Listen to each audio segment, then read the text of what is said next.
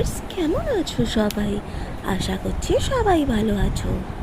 আজ বাঙালি পরিবারের অন্যতম এক আনন্দের দিন, জামাই ষষ্ঠী। চলুন দেখে নিই কীভাবে চলছে আমাদের জামাই ঠাকুরের আদর আপ্যায়ন। জামাই ষষ্ঠী মানে শুধু খাওয়া দাওয়া নয়, এটা হলো বিশেষ সময় পাকের উৎসব জামাই আর শাশুড়ির। এই হলো ফল ও ফলার। আমার বড় মামি তার দুই জামাই ও আমার বাবাকে খুব আদর আপ্যায়ন করে খাবার দিচ্ছে। বড় মামি এখানে জলখাবার হিসেবে ফলার ও ফল দিয়ে দিচ্ছেন। বড় মামি তার দুই জামাই ও আমার বাবার জন্য দুপুরবেলা স্পেশাল রান্না করছেন।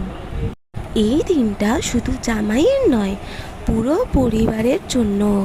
সবাই মিলে বসে খাওয়া দাওয়া, গল্প করা আর হৃদয়ের ভালোবাসা ভাগ করে নেওয়া, এক কথায় বাঙালির আনন্দ। বড় মামি তার জামাই ও আমার বাবাকে খেতে দেওয়ার পর তারপর আমরা সবাই খেতে বসে পড়েছিলাম। খাওয়ার পর মামি রান্না করতে চলে গেছিল। সেই রান্না কি হয়েছে না হয়েছে আমি পরের ভিডিওতে আপনাদের সবার সাথে শেয়ার করব। আপনারা আপনাদের জামাইয়ের জন্য কি স্পেশাল রান্না করেছেন আমাকে জানাতে ভুলবেন না।